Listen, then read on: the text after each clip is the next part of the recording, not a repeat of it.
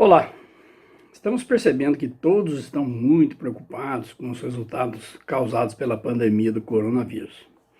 Porém, sempre existe aqueles que não estão nem aí com a situação ou não estão nem um pouco preocupados com os outros.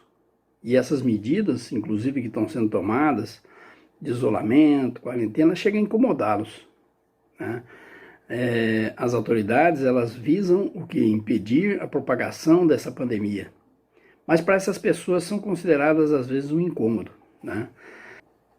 O que seria incômodo? Usar máscara, distanciamento pessoal, deixar de fazer festa, deixar de ir no barzinho, né? Tudo isso incomoda, tá?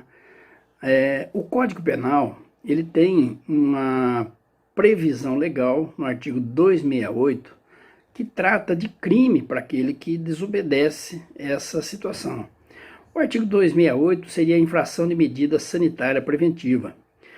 Ele diz o seguinte: infringir determinação do poder público destinada a impedir introdução ou propagação de doença contagiosa.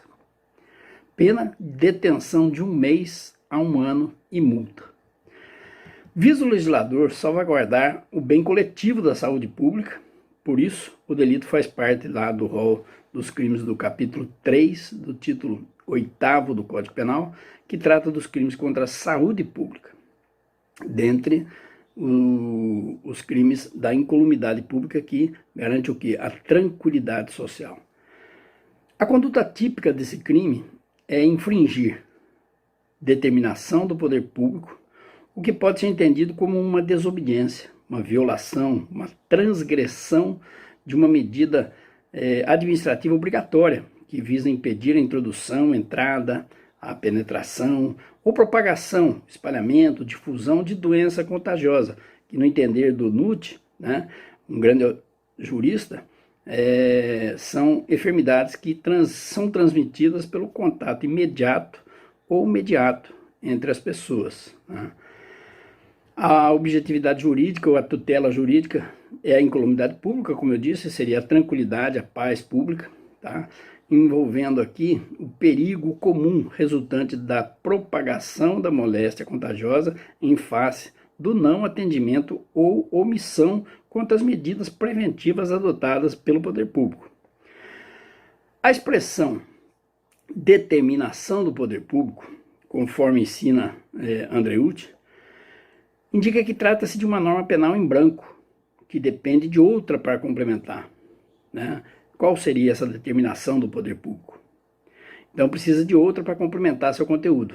Nesse caso específico, demonstrará quais serão as determinações do órgão ou autoridade competente que, diante dessa pandemia, no caso do Covid-19, coronavírus, exige-se algumas medidas restritivas, como foi o caso da Lei 13.979 de 2020, que trouxe medidas emergenciais que visam conter a propagação do coronavírus, que traz como exemplo as situações do isolamento e da quarentena, devidamente regulamentadas, né, nessa Lei 13.979.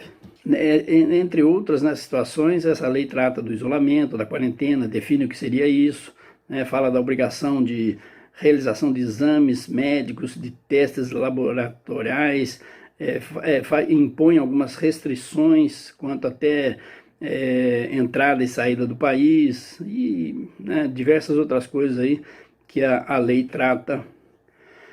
Podemos notar que no tocante ao coronavírus, essa lacuna, no caso, a determinação, foi suprida com essa lei 13.979, criada devido à excepcionalidade, ou seja, a pandemia, né, do coronavírus.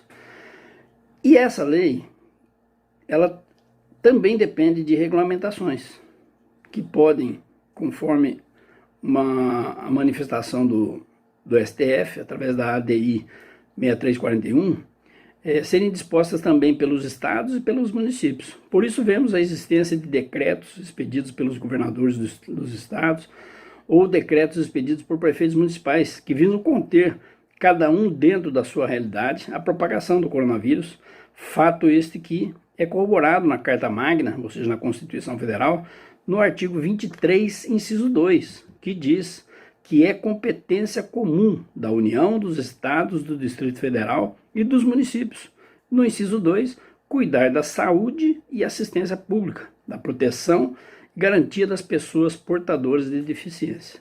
Então, o assunto é plenamente constitucional, né? A ordem é legal quando expedida por essas autoridades.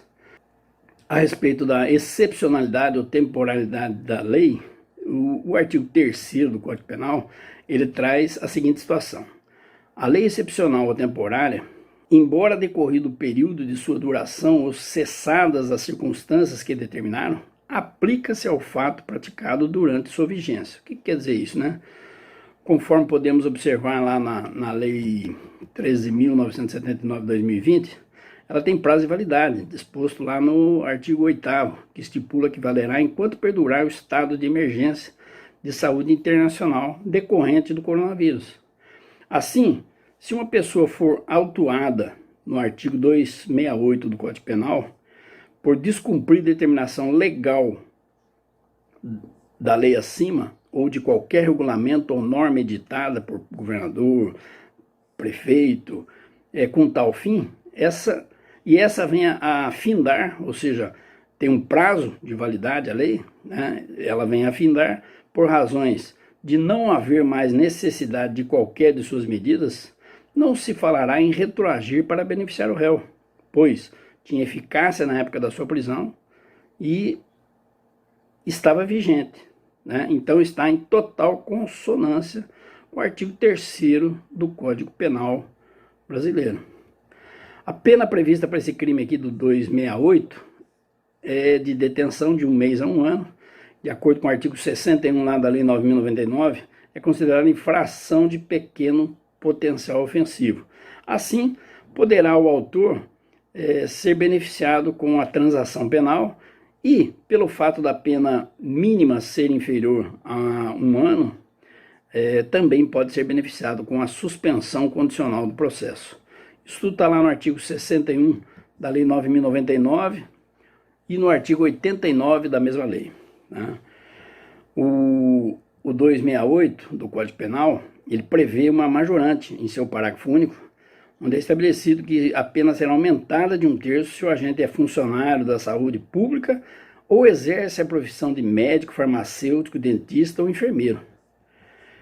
Com relação ao caput do 268, o sujeito do crime pode ser qualquer pessoa. Já o parágrafo único trata-se de crime próprio, pois exige que o agente seja funcionário público, né, funcionário da saúde, ou exerça a profissão de médico, farmacêutico, dentista ou enfermeiro, caso em que a pena será aumentada de 1/3 e o sujeito passível nesse crime sempre será a coletividade, certo?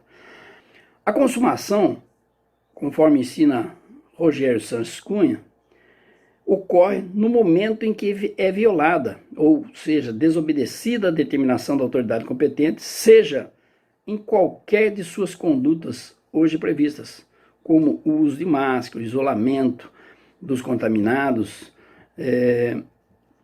as restrições impostas, etc., pois estas visavam exatamente impedir a introdução ou propagação de doença contagiosa, aqui no caso, o coronavírus, ou Covid-19.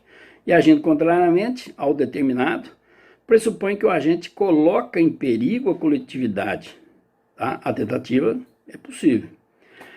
A ação penal do crime é pública e incondicionada. Assim, a autoridade, tomando conhecimento do fato, deve agir de ofício e o Ministério Público poderá oferecer denúncia independentemente da manifestação de qualquer pessoa, agindo assim também de ofício. Importante salientar que o artigo 268 não foi reformulado ou atualizado para adaptar-se à nossa situação atual, ou seja, a pandemia do coronavírus, pois é previsão legal antiga do nosso ordenamento jurídico. Se formos mais adiante e buscarmos em legislações estrangeiras, podemos encontrar algumas, como no Peru, na Costa Rica, na Colômbia, todos com o mesmo nome de crime, violação de medidas sanitárias. Na Costa Rica, o artigo 270, na Colômbia, o artigo 368 e no Peru, o artigo 292. Todos tratam da mesma coisa, que diz o seguinte: el que viola las medidas impuestas por la ley o por la autoridad, por la introducción al país o la propagación de uma enfermidade ou epidemia. Todos versam a mesma coisa, ou seja, assim como no Brasil, punem aquele que viola as medidas sanitárias impostas pela autoridade.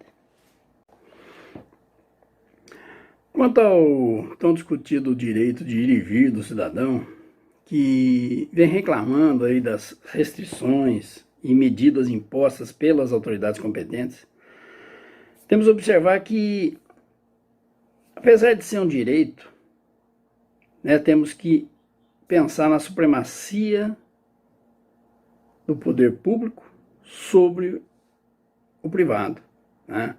Prevalece o interesse público sobre o privado. E o Estado, com certeza, não tem interesse que este vírus se prolifere. E vamos ficar em casa, vamos preservar nossa saúde, vamos respeitar as determinações das autoridades que visam evitar ou impedir a proliferação do coronavírus Covid-19. Do contrário, o que pode acontecer são duas coisas: você ficar isento, de tudo, ter a sorte de nada acontecer, se reunir com os amigos, fazer as festinhas, tomar as suas, desobedecendo a autoridade.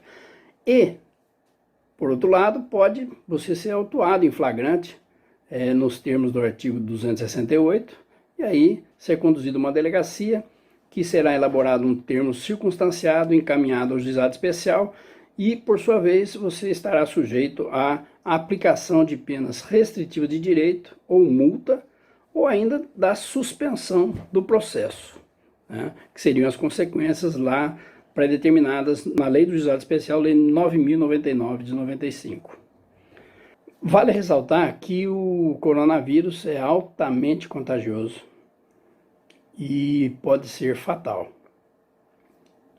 Se analisarmos as estatísticas e as notícias do G1, podemos constatar hoje, 12 de maio de 2020, já ocorreram no Brasil 172.162 casos confirmados, com 11.978 mortes. E no site da BBC, constatamos que no mundo já existem 4.154.000 casos confirmados e 286.534 mortes.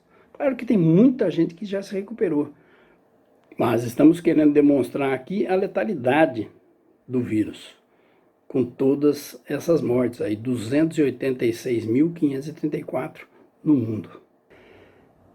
Então, pessoal, vamos nos cuidar, vamos cuidar dos nossos entes queridos, vamos cuidar da nossa família, dos nossos amigos, vamos atender aquilo que as autoridades estão impondo, porque elas visam exatamente a nossa proteção. Vamos cuidar de todos. O mundo clama por isso. Até mais.